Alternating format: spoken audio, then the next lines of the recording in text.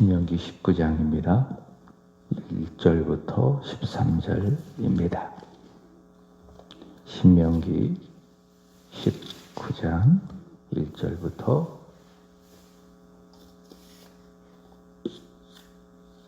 13절입니다.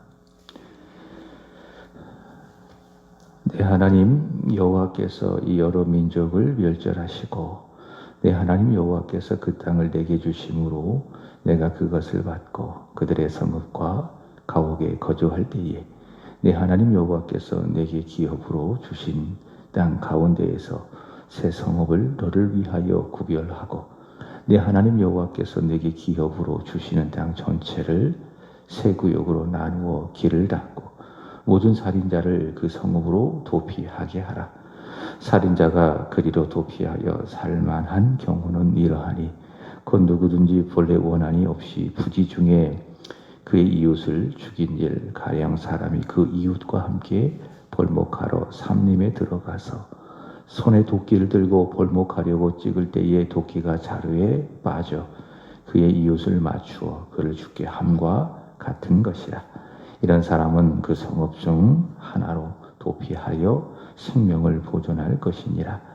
그 사람이 그에게 본래 원한이 없으니 죽이기에 합당하지 아니하나 두렵건대 그 피를 보복하는 자의 마음이 복수심이 불타서 살인자를 뒤쫓는데 그 가는 길이 멀면 그를 따라 잡아 죽일까 하노라. 그러므로 내가 내게 명령하기를 새 성읍을 너를 위하여 구별하라 하노라. 내 하나님 여호와께서 내 조상들에게 맹세하신 대로 내 지경을 넓혀 내 조상들에게 주리라고 말씀하신 땅을 다 내게 주실 때에 또 너희가 오늘 내가 너희에게 명하는 이 모든 명령을 지켜 행하여 내 하나님 여호와를 사랑하고 항상 그의 길로 행할 때에는 이셋 해에 새 성읍을 더하여 내 하나님 여호와께서 내게 기업으로 주시는 땅에서 무죄한 피를 흘리지 말라. 이같이 하면 그의 피가 내게로 돌아가지 아니하리라. 그러나 만일 어떤 사람이 그의 이웃을 미워하여 엎드려 그를 기다리다가 일어나 상처를 입혀 죽게 하고 이 한 성읍으로 도피하면 그 본 성읍 장로들이 사람을 보내어 그를 거기서 잡아다가 보복자의 손에 넘겨 죽이게 할 것이라.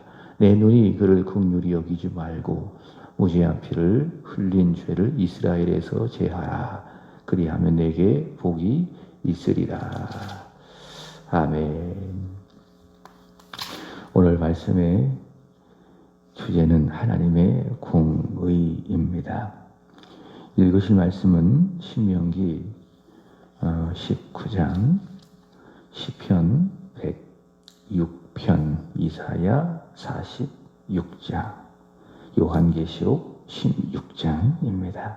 오늘 말씀의 주제, 하나님의 공의. 공의라고 하는 것은 무엇일까? 공이란 말 많이 사용하는 단어 중에 하나죠. 공의라고 하는 것은 올바르다, 올바름, 그것이 공의, 그렇게 말할 수가 있습니다. 반대로 공의의 반대말은 불의, 이렇게 말할 수 있겠죠. 올바르지 않는 그것을 불의, 이렇게 말할 수 있습니다. 자, 그렇다면 올바르다 그리고 바르다, 그 기준은 무엇인가? 우선 이 세상적인 기준과 잣대는 공의의 절대 기준이 될 수가 없습니다. 예를 든다면 우리나라에서도 일어나는 이 정치적인 이 현안들, 어떤 정치인들이 연루가 돼서 문제가 됐을 때에 고소를 당하고 또 재판을 하고 또 법원에서 판결을 하는 그런 경우들이 있지 않습니까? 그래서 그 내려진 법원에서의 이 판결이 공의로우신가, 공의로운 것인가, 또 아닌가라고 했을 때에 그 자신들의 정치적인 또 개인적인 입장에 따라서 어떤 사람들은 그 재판이 공의롭다, 그렇게 말을 하기도 하고, 또 어떤 이들은 공의롭지 못하다, 그렇게 이제 판단을 해서 그 재판에 불복을 해서 여러 차례 항소를 하는 그런 경우가 많이 있지 않습니까? 그러므로 이 세상의 윤리나 도덕적인 기준과 그리고 잣대로는 절대로 공의롭다 이렇게 말하기가 참 어려운 부분들이 많이 있습니다. 예를 든다면 정치적인 사안인데 박근혜 대통령이 5년 년 전에 이렇게 탄핵을 당하지 않았습니까? 근데 그것도 법원에서 내린 판결인데 그거에 대하여 말이 많은 거예요. 그 탄핵이 정당했다. 또한 정당하지 못했다. 이 일들에 대해서 공의로웠다. 또 그렇지 못했다. 이게 말이 많은 그런 것입니다. 이 세상의 윤리, 또 세상적인 어떤 법에 대한 잣대, 기준, 그것은 절대 공의가 될 수가 없다. 그 말씀을 드리고 싶은 것입니다. 자, 그렇다면 절대 공의, 오직 어디에 있습니까? 하나님에게 있겠죠. 그렇죠? 하나님의 말씀. 하나님, 바로 그것이 절대 공의이다. 그래서 그 말씀에 기초해서 예수를 믿는 사람들은 하나님의 말씀이 옳다. 그럼 그게 뭐예요? 그게 공의로운 거예요. 반대로 하나님의 말씀이 옳지가 않다. 사람들이 생각할 때에 저것은 옳습니다. 이렇게 생각을 해도 성경, 이 하나님의 말씀에 기초해서 그것은 옳지가 않다라고 말한다면 그게 뭡니까? 그게 불의한 것입니다.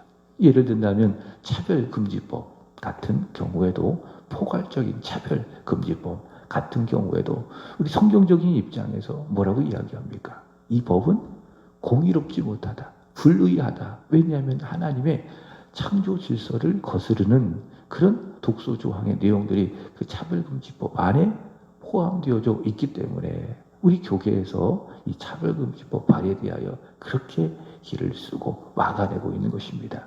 실제로 만약에 이 차별금지법이 통과가 된다면 교회가 굉장히 많은 어려움을 겪을 수밖에 없습니다. 복음을 전하는 일들도 제한을 받게 될 것이고 또 목사가 강단에서 설교를 하는 그런 일들, 예를 든다면 동성애는 죄악입니다.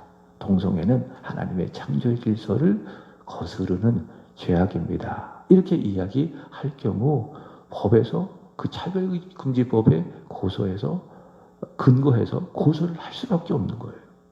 그죠? 자, 절대적인 공의는 세상적인 기준과 잣대에 있지 아니하다. 어디에 있다? 하나님의 말씀, 성경에 있다. 성경이 옳다. 그럼 그게 뭐예요? 그게 공의.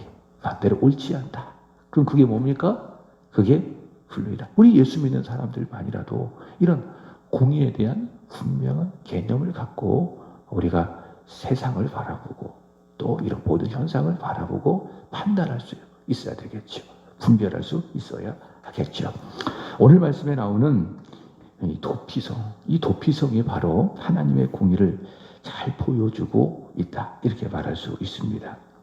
이 도피성은요, 앞서 우리가 읽었던 민수기 35장에서도 나오고 또 앞으로 읽게 될 여호수아 20장에서도 나오고 그리고 신명기 19장에서도 나오고 그래서 이 도피성은 이 총 성경에 이 3번 이렇게 등장한다고 볼 수가 있습니다. 자, 복음적인 개념으로 보면 도피성은 누구를 상징합니까? 그리스도를, 예수 그리스도를 상징하죠. 그죠? 그래서 죄를 자기도 모르게 실수해서 죄를 지은 자가 도피성으로 가면 어떻습니까? 그 생명을 보존할 수가 있다. 그렇습니다. 누구든지 어떤 사람이든지 범죄하였다 할지라도 누구에게로 도피성이신 우리의 구주 예수 그리스도에게로 가기만 하면 수고하고 무거운 짐진 자들아 다 내게로 오라. 예수께로 가기만 하면은 그죠? 예수께서 우리를 받아주시고 우리의 생명을 지켜주신다. 바로 그 복음을 보여주는 것 중에 하나가 바로 이 도피성이다. 예수 그리스도는 우리의 도피성이 되신다. 자, 이 도피성이라고 하는 그 개념은 이렇습니다. 본문의 말씀을 보시면 2절 말씀을 보시면은 이스라엘이 여호와께서 기업으로 주신 땅으로 자 들어가면 하나님께서 말씀하시는 거예요. 그 광야에서는 이 도피성을 세울 수가 없죠. 그 약속의 땅에 들어가면 도피성을 꼭 세워라. 그 말씀을 하고 계신 거예요. 3절의 말씀을 보시면은 땅 전체를 이렇게 세 구역으로 나누고 또 거기에 세 성읍들을 구별하여 건설을 해라. 그게 뭡니까? 그것이 바로 도피성이다. 그럼 용도는 뭐냐? 자, 4절의 말씀을 보시면은 자, 누구든지 원한 없이 부지중에 죽인 일. 자, 그런 일들이 살아가면서 있겠죠. 그 원한 없이. 그러니까 실수해서, 그러니까 죽이려고 하는 의도가 없이 실수해서 누군가 사람을 죽였을 때에 뭐 예를 든다면 하나님이 참 자상하세요. 그래서 예를 든다면 그 어떤 예냐? 이게 5절의 말씀이죠. 자상하게도 도피성에 들어갈 경우를 5절에 예를 들어서 하나님께서 말씀을 하십니다. 자, 누군가 벌목을 했어요. 그러니까 나무를 자르다가 실수해서 의도가 아닙니다. 그 도끼의 자루가 빠져버렸어요. 이렇게 도끼질을 팍 하다가 자루에서 도끼가 퍽 빠졌는데 같이 온 사람이 그 도끼날에 맞고 죽어버렸습니다. 자, 그러면 그 사람이 살인자가 됐잖아요. 그러면은 그 죽은 사람에 관련된 사람이 이렇게 마음속에 자신의 어떤 형제나 어떤 그런 사람을 죽였기 때문에 그 죽인 사람에 대해서 이 원한을 가질 수가 있잖아요. 그럼 그 원한을 갖고 그 사람을 죽일 수 있다고요? 근데 그 사람은 고의가 아니라 실수로 죽였기 때문에 그 생명을 보존해야 되잖아요. 그렇기 때문에 이스라엘 전체를 세 구역으로 나누어서 그 원한 없이 부지중에 죽인 그 사람, 오늘날로 말한다면 이걸 뭐라고 이야기합니까? 과실치상, 그렇게 이야기하죠. 이 과실치상으로 죽인 그 사람을 도피성으로 피하게 해서 그의 생명을 보존하게 하라. 이것이 바로 도피성의 개념이라 할 수 있겠지요. 이렇게 하나님께서 정하셨기 때문에 부지중에 죽인 그 살인자는 비록 살인을 했어도 어떻습니까? 그 생명의 보존을 받습니다. 도피성에 있기만 하면. 그럼 생각해 보세요. 세상적인 공의로 본다면은 그 사람이 사람을 죽였어요. 사람을 죽였는데 고의로 죽였든 아니면 실수로 죽였든 결과적으로 보면은 사람을 죽인 겁니다. 그럼 어떻게 해야 됩니까? 그에 따른 처벌을 받게 되는 거예요. 우리나라도 그렇지 않습니까? 누구를 실수로 죽였든 또 고의로 죽였든 물론 이렇게 벌의 이 경중 가볍고 또 높음이 달라질 수는 있겠죠. 그죠? 그러나 분명한 거는 처벌을 받습니까? 안 받습니까? 결과적으로 봐서 처벌을 받게 되는 것입니다. 그게 세상적인 의미에서 공의. 또 그게 어떻게 보면 오늘날에는 맞고요. 실수로 사람을 죽였다고 무조건 용서해준다. 그건 그렇지 않습니다. 어쨌든 사람을 죽였기 때문에 처벌을 오늘날에 받습니다. 자, 그렇지만 성경적인 관점에서 보는 거예요. 자, 하나님의 공의, 실수로 사람을 죽인 사람 어떻습니까? 하나님의 공의의 기준에서 본다면 실수로 그 사람이 사람을 죽였다면 그 사람의 생명을 보존해야 된다. 그게 뭡니까? 이게 하나님의 공의. 그러니까 이대로 해야 돼요. 실수로 사람을 죽일 경우 도피성에 피하게 해서 그 사람의 생명을 보존해야 되는 거예요. 그것이 바로 하나님의 공의다. 자, 반대로 한번 보세요. 11절 보세요. 어떤 사람이 실수가 아닙니다. 실수가 아니로 어떻게? 고의로 의도를 가지고 미워해서 누군가에게 상처를 입혀서 죽게 한다면 12절 말씀을 보시면 어떻게 해라? 그를 잡아다가 그를 본 성읍의 장로들이 사람을 보내어 그를 거기서 그러니까 살인 현장 했던 거기서 잡아다가 보복자의 손에 넘겨서 그를 죽이게 할 것이다. 여기서 말하는 보복자라고 하는 것은 사람을 죽이는 어떤 사람이 아니라 그 죽인 사람과 관련된 사람입니다. 아마 형제, 자매, 그 친인척이 될 수 있겠죠. 그 보복자를 말하는 것입니다. 그 보복자에게 넘겨 죽게 하라. 이게 뭡니까? 이게 하나님의 공의다라고 하는 겁니다. 자, 먼저 참고로 12절의 말씀을 보시면은 미움이라는 그런 말씀이 있어요. 그 미움이라는 것이 참 무섭다. 이런 생각을 해봅니다. 이 미움이라고 하는 감정이 참 무섭다. 이 미움이 발전해서 누군가에게 상처를 입히고 또 그것이 결국에는 죽음에 이르게 한다. 미움이라는 것이 참 무섭다. 본래 미움이라고 하는 것은 하나님이 주신 감정입니까? 아닙니까? 아니죠. 하나님께 속한 감정이 아니죠. 그죠? 자, 아벨이 가인에 의해서 죽임을 당했어요. 가인이 아벨을 왜 죽였습니까? 미워서 죽였잖아요. 그죠? 자신의 제사는 하나님께서 거부하시고 아벨의 제사를 연락하시니 거기에 화가 나서 누가 미워졌어요?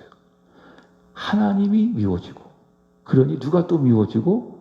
아벨이 미워지고. 그래서 가인이 아벨을 죽인 것 아니겠습니까? 이 미움이라고 하는 감정은요, 죄가 불러온 감정입니다. 죄인이 가지고 온 감정입니다. 또 사단이 부추기는 감정이죠. 사단이 계속 부추기는 감정이에요. 그럼 성령이 하시는 것은 무엇입니까? 미움을 몰아내고 사랑하라. 사랑을 계속 성령이 우리 안에 심어주는 거예요. 그러나 반면에 미움이라고 하는 감정은 죄가 가지고 온 감정, 사단이 계속 부추겨서 문제를 일으키는 감정, 그것이 무엇입니까? 그것이 바로 미움이다. 작은 불씨가 큰 불이 된다고요.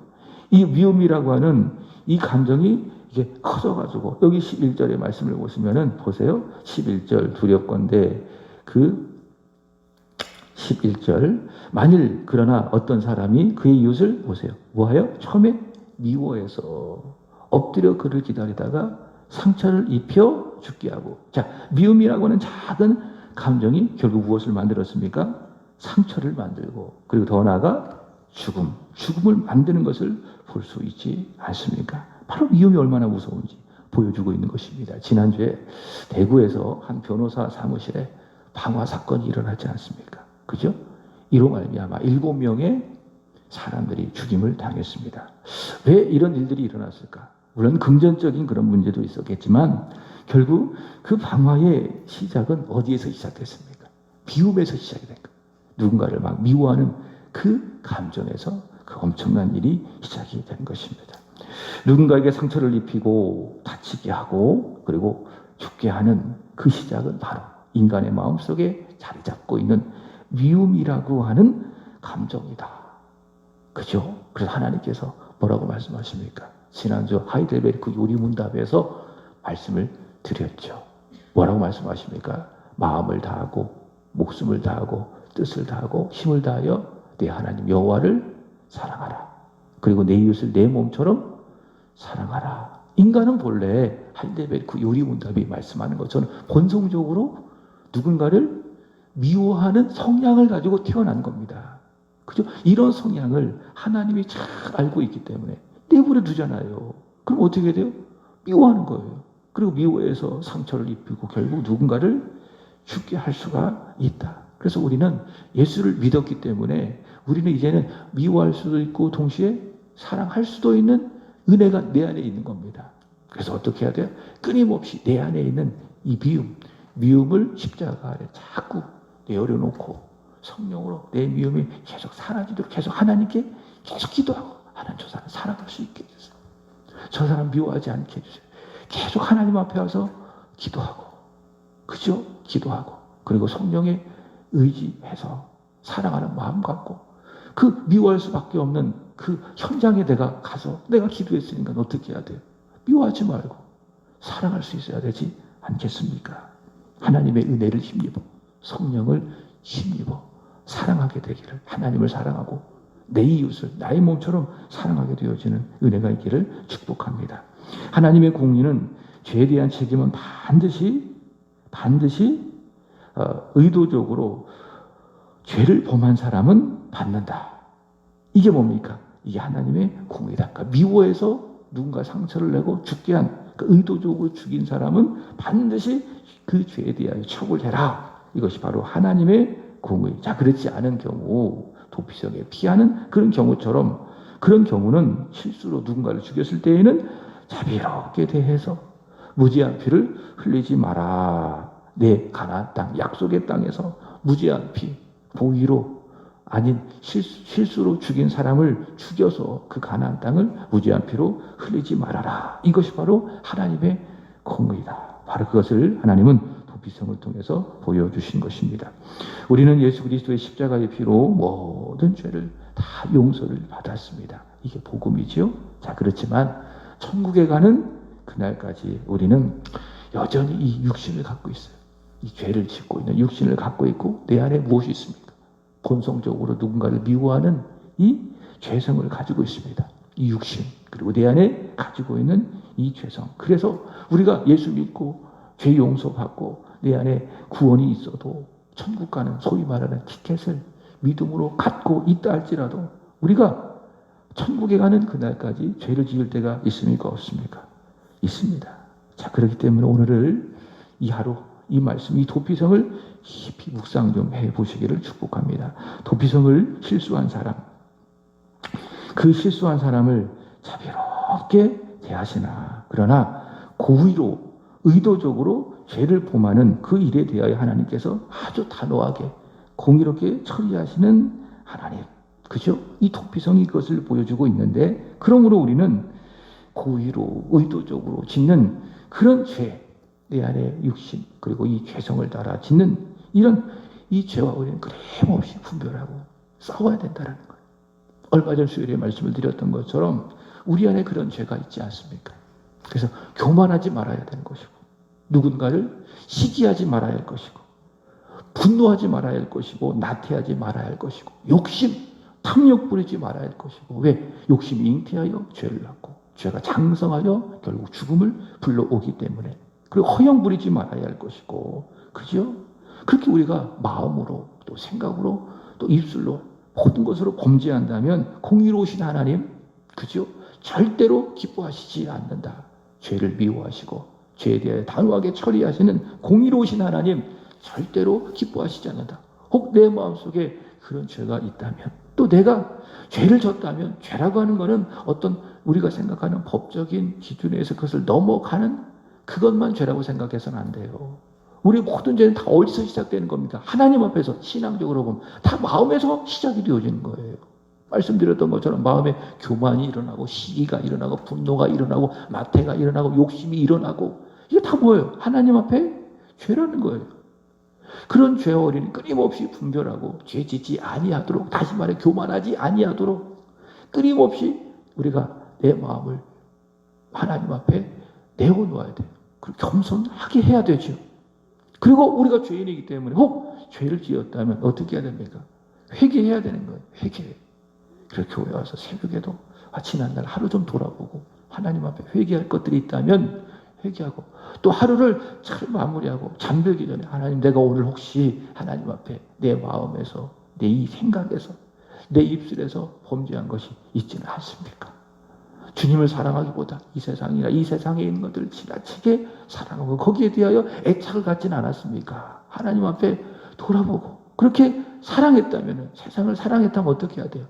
우리의 죄를 하나님 앞에 자백하고 하나님 앞에 회개하면 요한일서 1장 9절의 말씀처럼 주는 미쁘시고, 그러니까 미쁘시게 무슨 말씀이에요? 믿을만하다. 그러니까 우리가 죄를 자백하면 하나님은 미쁘시고 믿을만한 분이시기 때문에 반드시 뭐 하신다?